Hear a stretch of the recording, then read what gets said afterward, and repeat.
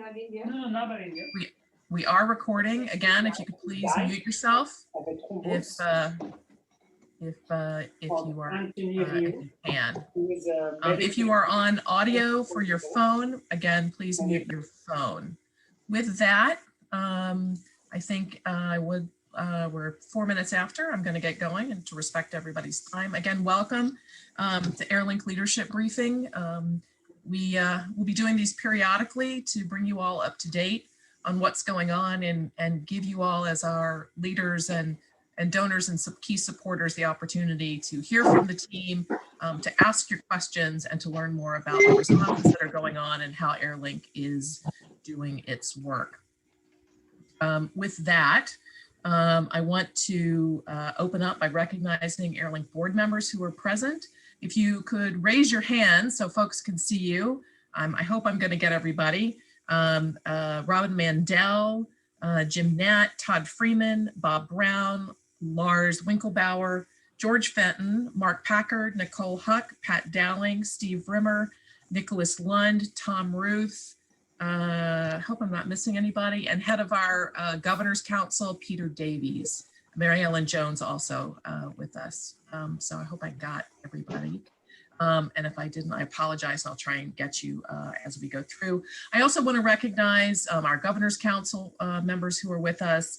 And I'd like to recognize our ambassadors. If you're an Airlink ambassador, please raise your hand so people can identify that you are a very important part of our ambassadors program. And thank you all very much for all the work you do. We encourage others of you who are not to please consider joining the ambassadors group. With that, Andrew, if you can hit the slides, please.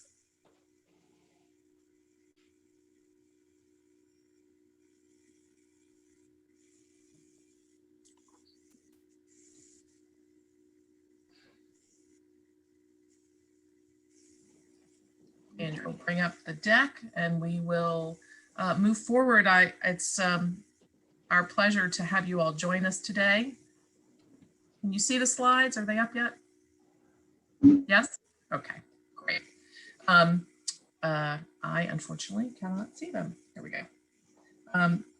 So with that, I want to thank and recognize our donors. First, I want to thank our corporate donors.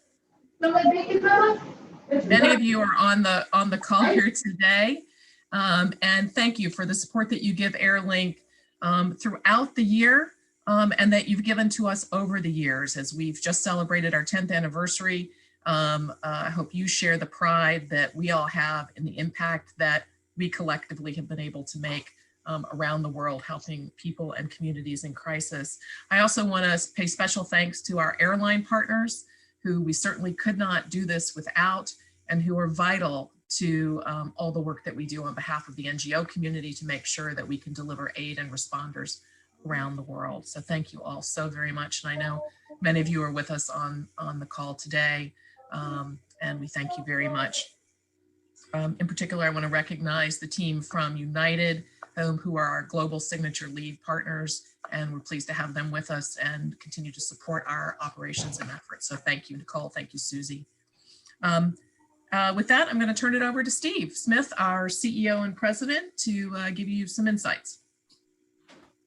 Great, thanks, Sandra. Hi, everybody. Really great to see all of your faces. I know these Zoom calls we're all getting a little tired of, but thank you for spending the time. This is an important time for all of us around the world on many different levels. And I thought what I'd start off with is, I think we all know at this point what Airlink does.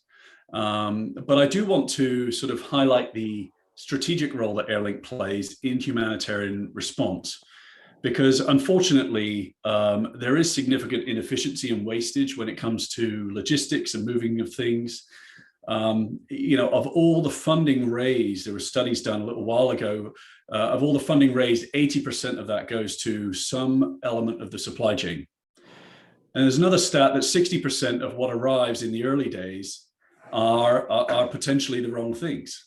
And so it becomes absolutely critical. And you can see on some of the news reports that, logistics, specifically around India right now, is a really challenging situation. I think furthermore, the humanitarian system cannot and has not for a long time been able to keep up, and it never will.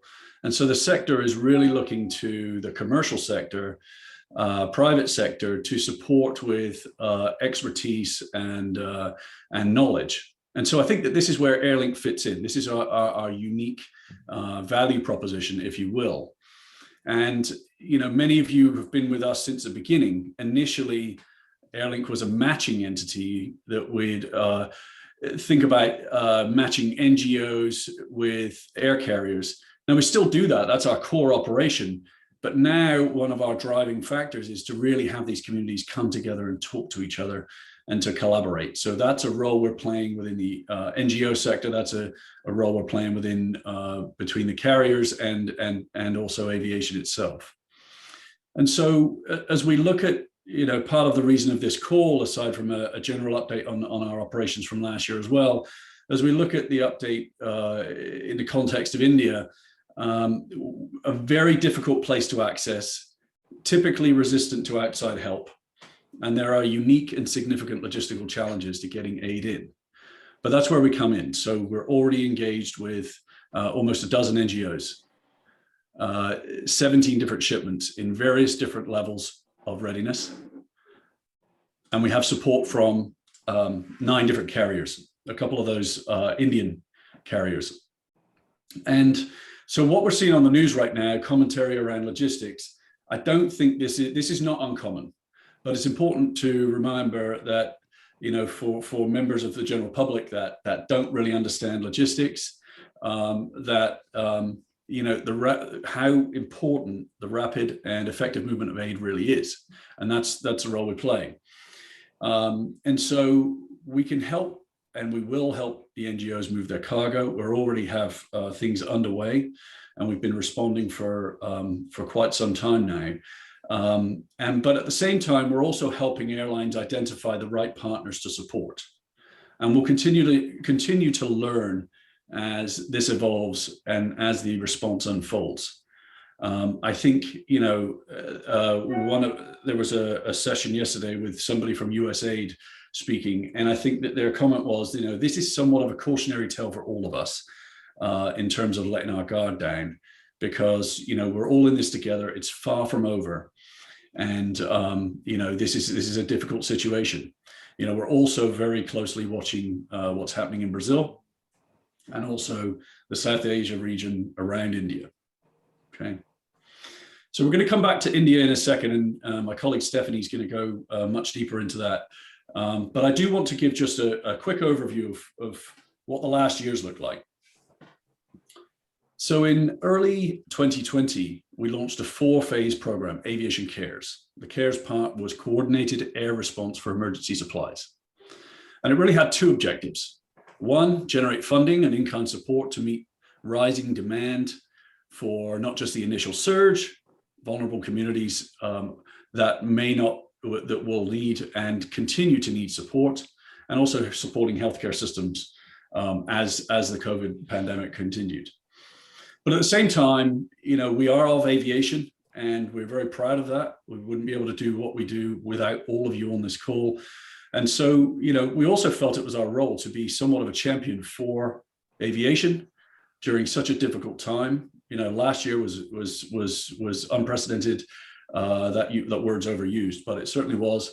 And so, but we also wanted to highlight all of the good things that aviation and the carriers are doing, even while they're all struggling and having difficult times, but they're still supporting humanitarian situations around the world.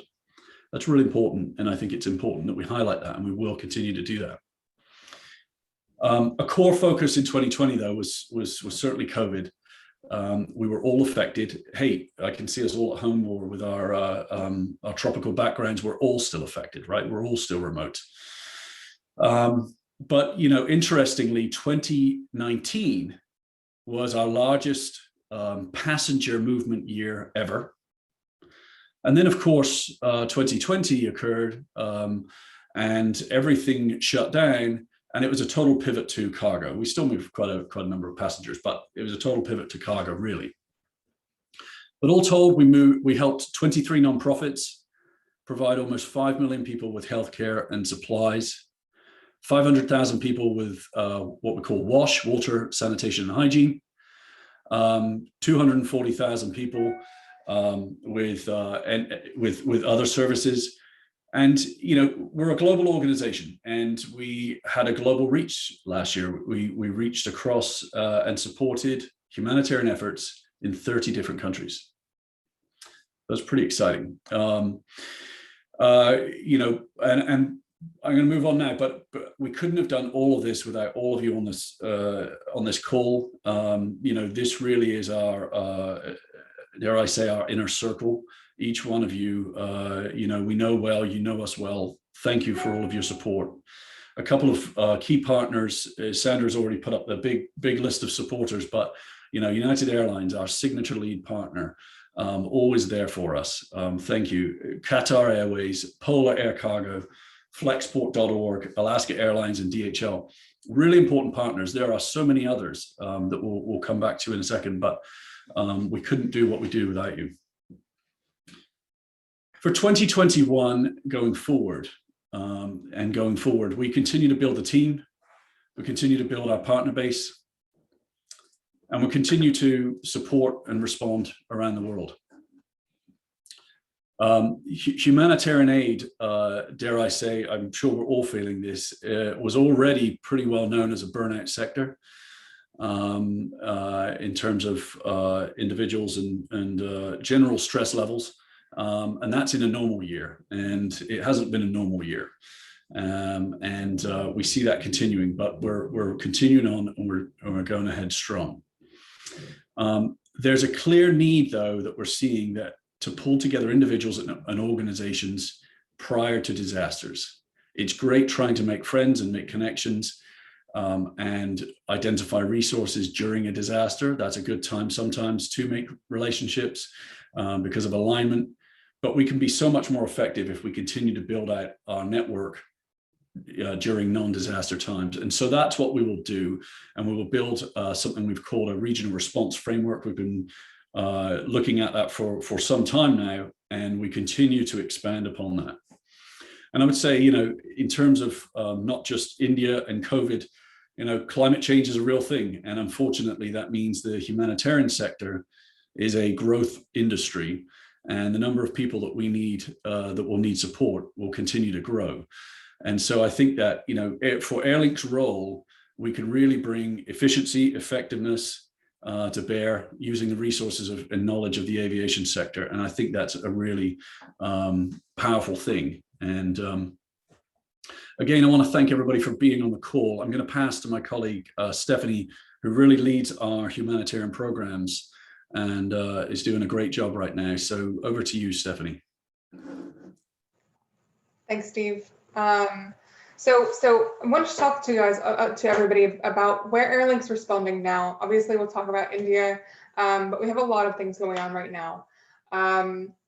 So we're currently responding to emergencies across every region. I think we've got a map coming for you. So obviously, the US, Mexico, Guatemala, Colombia, Iraq, Palestine, I think Lebanon's on the list, all the way from sort of one end of the globe to the other. Our programs right now really run the gamut from long-term recovery to 2020 disasters, to responses to protracted crises, and then also the recent and ongoing surges in COVID-19 around the world.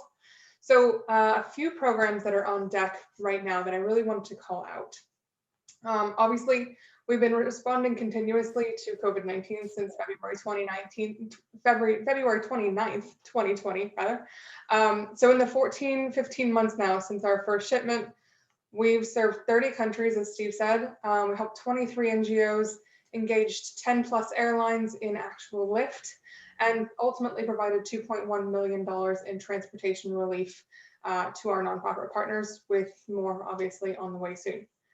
So even prior to the current surge that's happening on the Indian subcontinent, we've been working on shipments of PPE to address the ongoing COVID-19 related gaps in Colombia and Palestine, Iraq, and many other places around the world. So really focusing on transporting the means to tackle COVID-19. We're focused on sending PPE, oxygen supplies, pulse oximeters as a great example of a cheap and effective way to treat and manage COVID-19. We're focused on vaccine campaigns, sending healthcare workers around the world where they're needed, getting communities access to general healthcare, and also supporting hygiene and clean water as we go through the crisis. So here in the US, we've been supporting, as I said, vaccination campaigns in Los Angeles, where some 50,000 people per week are getting a vaccine, either their first or their second, as well as Navajo Nation, where access to consistent medical care has been really difficult throughout the entire pandemic. And for the last month, we've also been monitoring spikes in COVID-19 in Brazil, Ecuador, Papua New Guinea, and of course, India. We're now looking at the sort of increased trend in the entire South Asia region, places like Pakistan, and Nepal, Bangladesh. And while we've already kicked off the India response, we're also expecting to begin supporting deployments of cargo and personnel to all of the other countries that I mentioned there soon. Obviously, as I said, that's not all we're doing. So the humanitarian programs team and the Airlink team at large is also working on the ongoing response to the La Soufriere volcano eruption in St. Vincent and the Grenadines. That's a disaster that's affected more than 100,000 people, but it's really garnered very little in the way of media attention. This response has really been pretty tough. The South Caribbean is a growth area for Airlink as an organization. As Steve mentioned in the regional response framework, that's an area we're really focused on. But we're hoping to be able to support some shipments into the region over the next week, as well as sending in more passengers to help with the continued needs of the displaced people there. On the other side of the world, we've been engaged in the response to the Tigray regional crisis for about 6 months since November in both Sudan and Ethiopia. We've been sending healthcare workers and aid cargo to assist. We have a shipment that's actually going to be going out of the West Coast US next week. This has really been another challenging response, not only for Airlink, but for our NGO partners. Last mile transportation of goods, even the approval to bring goods into Ethiopia continues to be a really big hurdle for getting aid to those who need it. Here in the US, just this week, we helped one of our partners kickstart a recovery program following another low media attention disaster, historic flooding in Oahu, Hawaii. So we've sent flood kits to help residents clean up and get back to staying at home. And then speaking of recovery, Airlink's been working to support a wide variety of international and long-term recovery programs. Hurricanes Eta and Iota in Guatemala, where we've just entered our 8th month of response. Hurricane Dorian in the Bahamas, where we just hit our 18th month of response and we crossed the 1,000 passenger sent threshold. And 2017 Mexico City earthquake recovery, where not only are schools being built, but they're being built with COVID-19 related sanitation and hygiene concerns in mind. So all that said, let's talk to you all a little bit more about the most pressing response we're working on at present, and that's the one in India. Obviously, there are now over 20 million confirmed COVID cases and more than 220,000 deaths. WHO thinks that India accounts at this point for 1 in every 3 reported global case of COVID-19. At present, we have several active tangible shipments. We've got 4 shipments that are pending uplift right now, and we're expecting to see the first one go at the end of this week. The team's also fielding a growing number of requests that are pending various pieces of concrete information. We're really trying to do our due diligence to make sure that the shipments we send with our airline partners who trust us are ready to make it over the finish line, get through customs, get to communities that need them. So we really anticipate we're going to stay at this high level of activity over the next month, 2 months, and we'll reassess at that point to make sure that air capacity is really augmenting in-country programs in the best way possible. So this response in terms of demand from organizations and individuals on Airlink is really significantly similar to the US response to COVID-19 in April and May of last year. And so the team is really utilizing a lot of our lessons learned from last time around to make this response as streamlined as possible. Obviously, the biggest challenges that we're finding are, NGOs sending supplies are having trouble with the evolving customs clearance processes and import regulations in the country. They're really working to sort of support local organizations and individuals in the hospitals they serve, and they want to make sure they're getting those goods through quickly into the right people. Ultimately, we want to make sure that airport congestion is not something that we're contributing to either. So even our largest NGO partners at this point are really hesitant to move beyond local procurement because of those challenges to importing gift-in-kind supplies. Of course, the time to move to international procurement is really fast approaching in light of a lot of the shortages of all kinds of supplies to fight the surge, from PPE to oxygen supplies to various diagnostic tools. We're also, as I said, really seeing alarming trends in COVID-19 cases in the surrounding countries, Pakistan, Nepal, Bangladesh, and others. And we're already fielding requests for those additional countries within this surge response. So we're really treating the entire region as one response at this point. As an upside, though, we are working with an increasing number of Indian organizations, many of whom have also offered assistance with customs clearance for our international NGO partners. So we're going to continue to focus on the localization of our programs through the regional response framework that Steve talked about just a little bit ago. And so these relationships with local NGOs are really key to that. Just finally, I would love to say a huge thanks to the partnership with Cathay Pacific, Qatar Airways, Flexport.org, and United so far for this particular response, both in India and for the surrounding countries. It's that kind of support is just vital to what we do. We're really consistently working to expand our network of airlines, though. And so if you can help us, if anybody on the call can help us connect with additional airlines that are active, please feel free to reach out. We can always use more capacity, and the NGO community can too. With that, I think I'll pass it over to Sandra to take us away. Thanks so much, Stephanie. As I finish up my remarks here, if you have any questions, please put them in the chat box. I see a couple, and we'll tee those up in just a minute.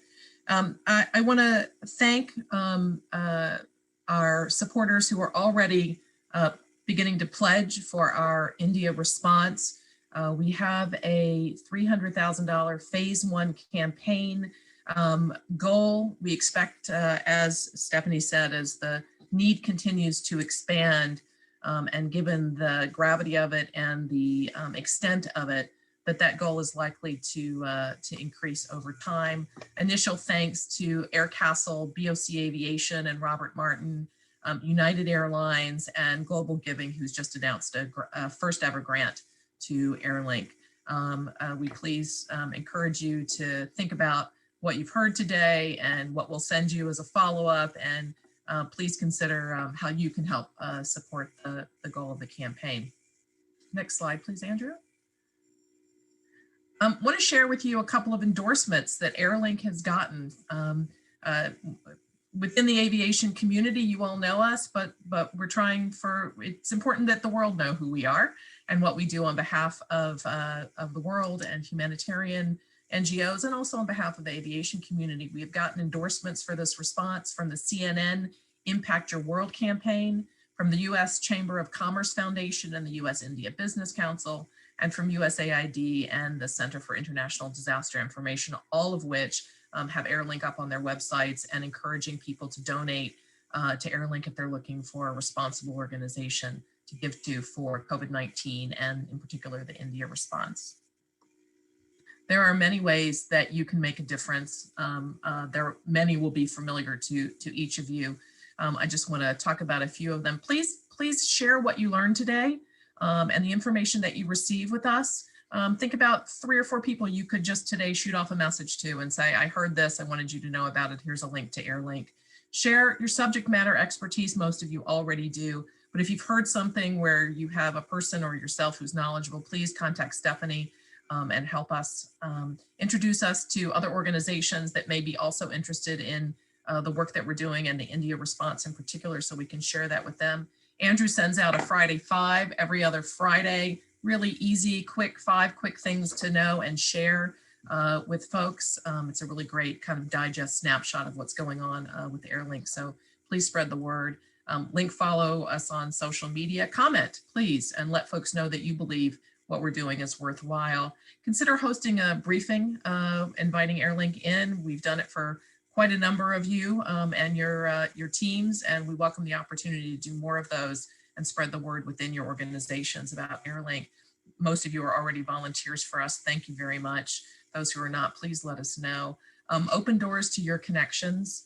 The relationship building is very important to us. As always, we appreciate your generosity, both on a corporate level and a personal level. And please invite others to join you in giving. It's a powerful ask and outreach when you yourself go out and ask folks on our behalf. One of the things that we launched many years ago and have underway right now, and I want to offer it as an opportunity for any of your companies or you personally who would like to, we can offer the opportunity for you to host a branded campaign for Airlink on this response or in general, the work that we do. Consider matching gifts, employee campaign, outreach to stakeholders. And as you can see, Aircastle and BOC Aviation have one going on right now, as does United Airlines as it goes out to both its employees and its Mileage Plus members. It's a really great way for more people to learn about Airlink.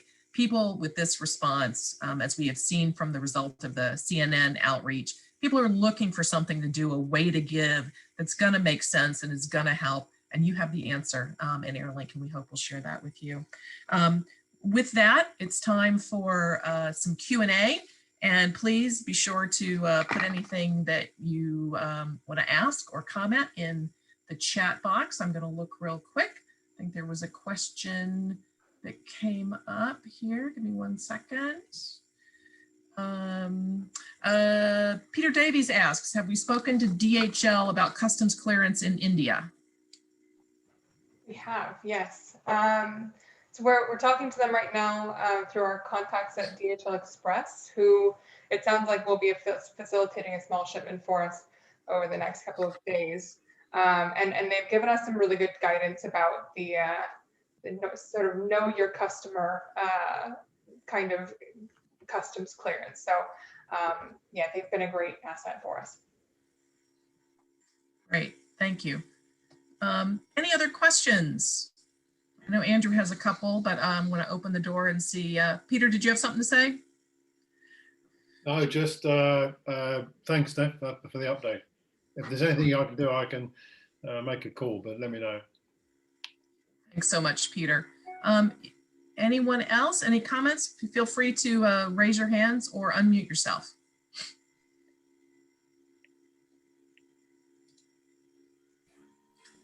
Andrew, you want to tee up one of the questions? Yeah, certainly. Hello, everybody. So somebody has asked us, actually, how many shipments have we moved? None yet. So we, as I said, I said earlier in the briefing, we have 4 on deck at the moment. One of the issues that we're seeing right now is really that it's taking between 10 and 15 days just between the time of booking to the time of uplift. In addition to that, we really are looking for our NGO partners to make sure they have that import duty waiver in advance, the customs clearance process fully mapped out in advance, and some sort of plan for onward distribution. And that kind of line of sight and visibility, unfortunately takes time. But I think we're trying to do our due diligence and be a good humanitarian actor. So that's why it's taking a bit longer. Well, and I think I'd add to that is that, you know, back to my opening comments around typically a difficult place to get into and doesn't really, because it's a very capable place, but typically also doesn't invite outside help so much. So when you look at the responding communities, the responding NGOs, where they may have relationships in other places to respond with local organizations to be able to connect on the ground, those don't seem to exist in quite the same way. And one of the roles that Airlink also plays that I mentioned is that acting as sort of a facilitator of dialogue between the NGO population. We actually had a call yesterday specifically just for NGOs. responding, and I think we had I can't remember exactly, maybe 20 different NGOs responding, and I think that, you know, in general, it was the yes, we're ready, we're in the process. A couple were ready. There were a number of Indian organizations on there. That's fine, but others were still trying to establish their partnerships, still trying to understand. And so, of course, you're seeing a lot of them in the media right now of governments and sending aid shipments in, and you know, whether it's, you know, through chartering planes or even using the military. And so, you know, once it leaves the media cycle, Stephanie mentioned a number of our responses, quite different, mind you, but Hurricane Dorian, you know, we're still active, sending people as of last week, 18 months later. This is going to be a sustained effort, and it's continuing on. And I think that, you know, we don't need to go in creating even more fear than there already is. But it's a very concerning situation in India, because there were some other reports or some other suggestions that actually, of all the numbers we're seeing, because there's not enough testing going around, we may only be seeing sort of low single digits of actually reported numbers of cases, right? So the numbers could be so much bigger than that, right? Which is pretty shocking. And so, yeah, I'll stop there. Steve, if I can, I think that is the case. I've been in touch with India specifically over the last few weeks with colleagues and also friends who are suffering, and the situation is far worse than suggested. But I guess that may be applicable for many countries. I think there's a political persuasion perhaps to keep some numbers down for all the obvious reasons. But that aside, it's a dire situation, and likely to be replicated in other parts of the world, as I understand it. So we need to be wary of that. And just on that point, if I may say, on behalf of the Governors Council, I recognise there's some airlines on the call, and obviously we thank them profusely for their help. Now, particularly in these quite difficult times for the airline industry. I mean, it's bad enough trying to make a profit in the good days. So I think the Governors Council needs to recognise that, and I'll have a separate conversation with you, Steve, and perhaps Andrew, to see how we can recognise that, because we need to ensure their continuing support once the pandemic is over, because clearly other disasters will happen. So we need to be fleet of foot as far as that's concerned. But I just wanted to make an announcement using this medium to thank all those airlines for their fantastic support. It's been pretty difficult for everyone. That's a great point. Thank you, Peter, for doing that. Thanks, Peter. Steve, I'm sorry, could I make a comment? I think that what's happening in India and some of the other developing nations relative to COVID, we actually, I think, were able to predict quite a long time ago.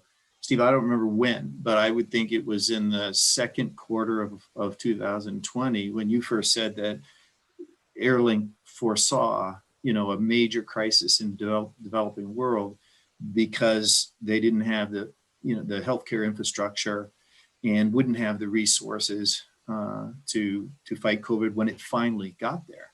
So this is all played out, and here we are a whole year later, and it does make one feel sort of powerless when it's almost like a slow moving train wreck. It's just frustrating. And the reason I bring this up is to ask the question of whether Airlink should be in the lobbying business, or what we could do to promote or not promote, but to alert the world to things that because of our closeness to the disaster and humanitarian response process, that we see things ahead of maybe the larger public. And how couldn't Airlink play a role in bringing attention to these things that perhaps could be addressed earlier?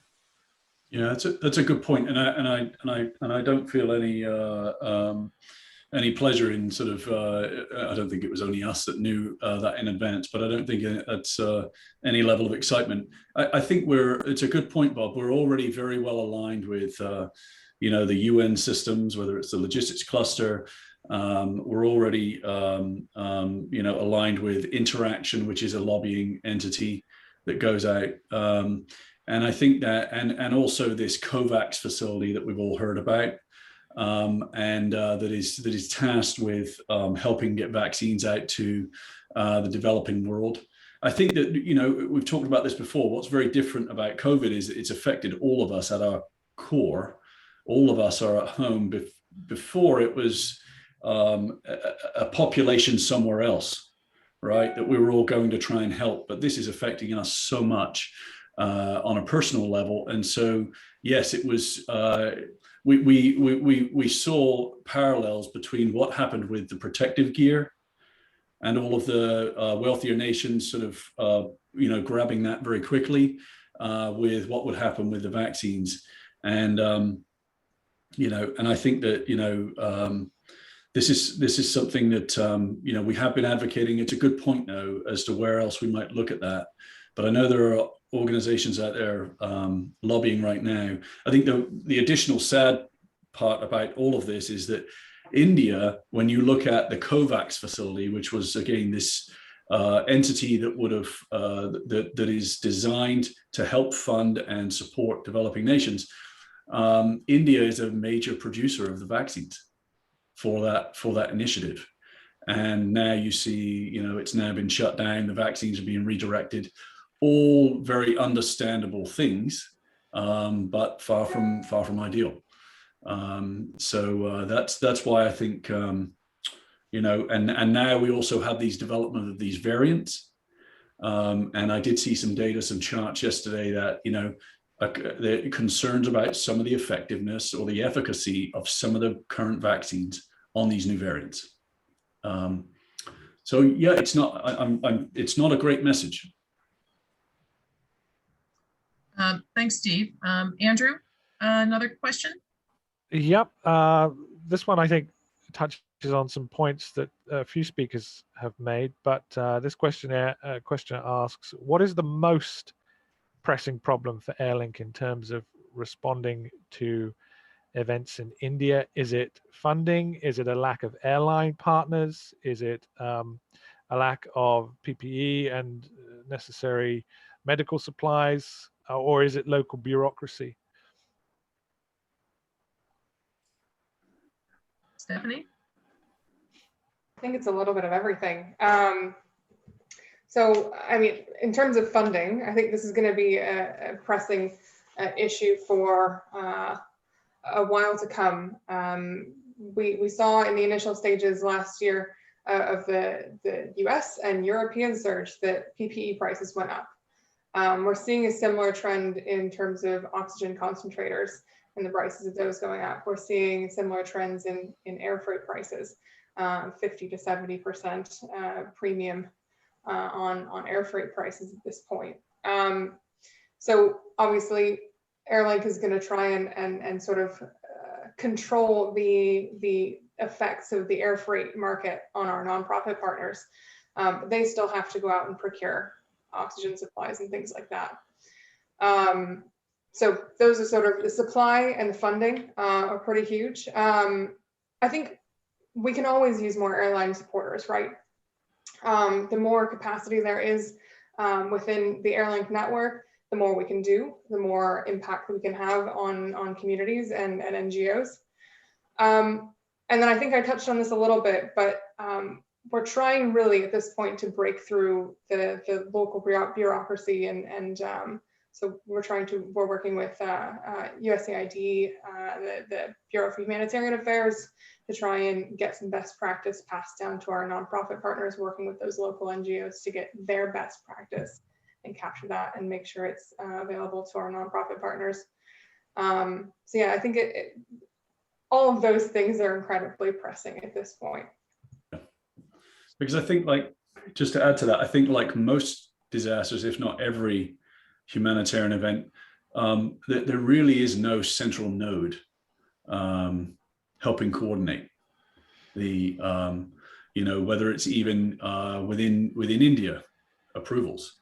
You've got different states giving approval. You've got different entities. So there are, I think, half a dozen different access points, but there's no central database of what's coming in, what's going through. So all those things need to be worked out.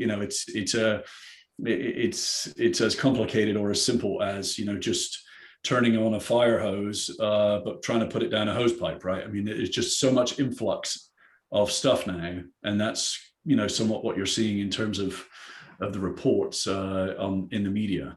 But again, this will smooth out. It has to, and we'll continue to support over the coming weeks and months as we continue to send shipments in. There's a question that's come through. Would you need more capacity to ship to India or distribute within India?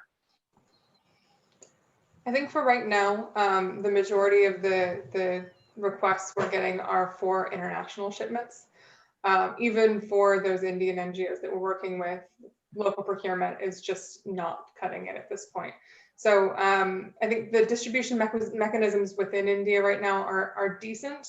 Although I think we're also exploring with with the help of a couple of membership leadership, some internal capacity as well. But yeah, I think mostly international right now. Great. Andrew, one more question and then we'll close it up. Yep, we've got one here. Steve, in your speech, you talked about the regional response framework that you were building. Could you explain a bit more about it, what it'll do, and how it would help in terms of a response like that in India? Sure. Thank you. So the regional response framework. So, within that concept, we've quite some time ago now taken a position that we need to become more regionally focused. Okay, because the globe is a big place, and also the regions, but at least we can become and make it more relevant to the individuals, the organizations, and the entities that would respond in a given disaster. And while we're having this great call now, and we appreciate all the support we have here, oftentimes, when there's a disaster, it's okay, what can we go do now to support? And that's very valid. However, over time, what we've seen is that if we can pull groups together, whether it's NGOs, airlines, potential donors, on a regional basis, and have a conversation around what do we need to do? What can we anticipate? What will we all do when this happens? And design a disaster response plan around that on a regional basis.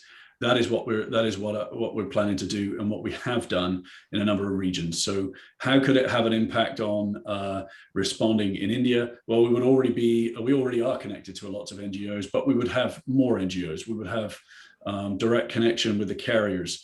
There would be a dialogue between those entities that everybody's already anticipating and planning on, because there's a lot of frantic activity right now, and there always is. And so I think that that is the purpose of the regional response plans, is become a bit more, if not a lot more, planned and predictable in peacetime, dare I say. Great. Thank you, Steve. I think that's the end of our questions. With that, I want to thank everybody for spending this time with us, for your ongoing support throughout all the responses that we have. I want to thank those of you who have, while we've been on, have gone on to our airlinkflight.org/donate page and made donations in real time. Thank you so much. And for those of you who've messaged me your corporate pledges. So thank you all again. Thank you all for your leadership and support, and for being great champions of Airlink out to the communities and peers and stakeholders that you're with. Please feel free to email us additional questions. We will send you some follow-up information about the response, and we will post the recording of this so you can watch it again if you so choose, and share it with others. So with that, I'll say thank you. Steve, final word. Thank you, everybody. I appreciate your time. I know this is busy for all of us, and we couldn't do it without you. Thanks so much, everybody. Have a great day, everybody. Thanks again. Thanks. Guys. Thank you. Great effort. Thank you. Thanks a lot. Bye-bye.